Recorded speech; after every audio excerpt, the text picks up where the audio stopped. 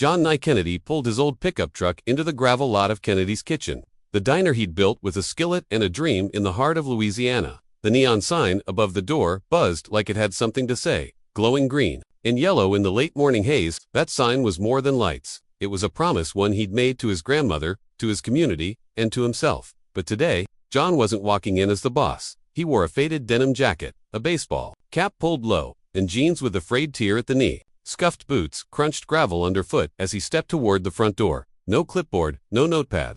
Just a man coming in for lunch, or so it would seem. He hadn't done this in years. Not since the early days, when he worked the line, washed dishes, and smiled at every face that walked in. But something had been eating at him lately. A string of online reviews. Whispers from old regulars.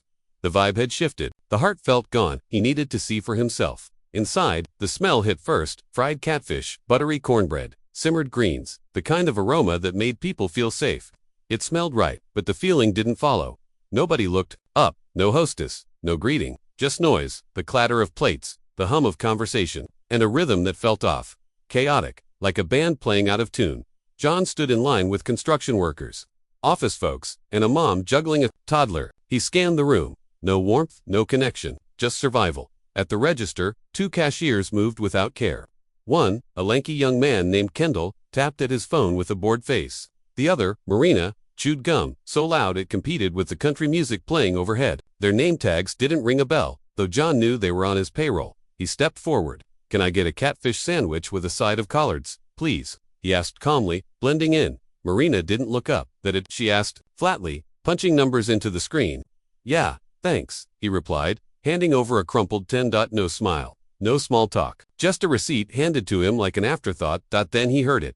Kendall leaned over to Marina and muttered with a smirk, "You see that guy? Another one of those walk-ins. Bet he don't tip." Marina popped her gum and added, "Ever since they started hiring from that outreach program, it's been a mess. Place is going downhill fast." John froze. His jaw tightened. They didn't know. They had no idea the man they were mocking, the man who built this place, was standing 3 feet away. John didn't move. His face stayed shadowed by the brim of his cap, but inside, something shifted. Not anger exactly, not yet. What hit harder was the disappointment. Deep, cold, sharp. He'd fought for that outreach program, fought to give people chances when no one else would, and now his own staff talked about it like it was a burden.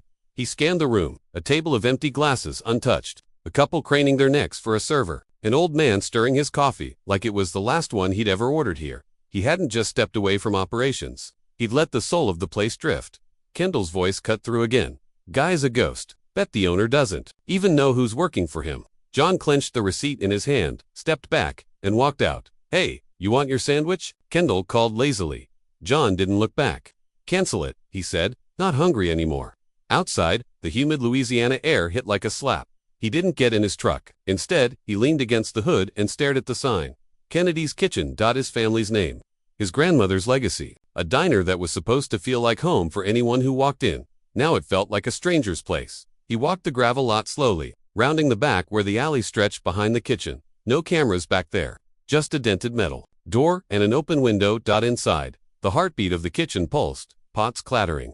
Grease popping. Orders being barked. He stayed in the shadows. A familiar laugh rumbled through the window. Reggie, the grillmaster, the man John had hired through the outreach program years ago. Reggie was old school, loyal, real. Then Kendall's voice came again, low but clear. "He ain't coming back. If he does, he'll show up acting like he invented fried chicken." Marina laughed. "Mr. Invisible's name is on the sign, but we're the ones keeping this place running." A pause, then Reggie's voice. "Even, you all know he started this place with nothing but a grill and a handshake, right? Show some respect." Silence followed. Then Kendall scoffed. "Man, chill. If he don't care enough to show up, why should we?" That one hit John hard. Because it wasn't wrong. He had disappeared, trusted too much, assumed too much. He pulled out his phone, opened the staff group chat.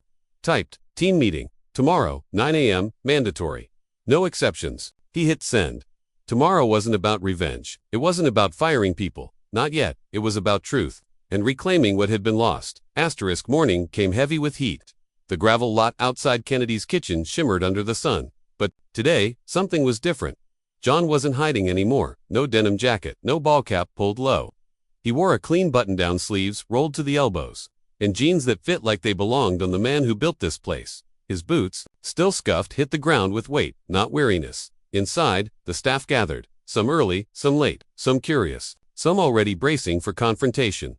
Reggie was first, unlocking the door with the same steady hands that had flipped 1,000 catfish fillets. Tiana followed the server with a smile that made strangers feel like family. Charisse, the soul behind the cornbread, walked in quiet but proud. Then came Marina, 5 minutes late, phone in hand, avoiding eyes. And Kendall, earbuds dangling, chewing gum with a jaw tighter than his attitude. By 9:02, John stepped through the front door. The bell jingled louder than usual in the hush of a room. Holding its breath, he stood before them. Calm, not a boss, not a legend, just a man owning his truth. I won't take much of your time, he said, but I need y'all to listen. Really listen. They stood still. Even Marina stopped chewing her gum. This place has my family's name on the sign, John continued, but it ain't just a name. It's a promise. To my grandmother, to this community. To every person who walks through that door. He pointed to the counter. Yesterday, I stood right there, ordered a sandwich, and I heard 2 of my employees talk about how the owner doesn't care, how new hires ain't worth much, how this place is falling apart. Marina flushed. Kendall looked away. I didn't say anything then, because I needed to understand how far we'd fallen. And what I saw broke my heart. He paused, letting the words settle. But I also saw something else. I heard Reggie stand up for what this diner used to be. Saw Tiana treat customers like friends. I remembered why this place mattered. He stepped closer. Some of y'all still carry the heart of this kitchen, and some of y'all, you're just clocking in and collecting checks. No one spoke. And that's on me, too, John added. I stepped back too far. Thought this place could run on autopilot. It can't. Culture don't build itself. It needs tending. He held up a small folder. New rules, real check-ins, real accountability. I'll be here. Weekly, not as a boss breathing down your necks, but as someone working beside you. Then his voice hardened. But if you can't show respect to this place, to each other, to the people walking in hungry and hopeful, this ain't the job for you. No shame, but you gotta go. The room stayed still. Kendall crossed his arms. Marina looked like she wanted to disappear. And John, he wasn't angry. He was awake. Asterisk. The silence in the room was thick, not with fear, but with realization. John stepped back, setting the folder on the counter. You've got until tonight to decide.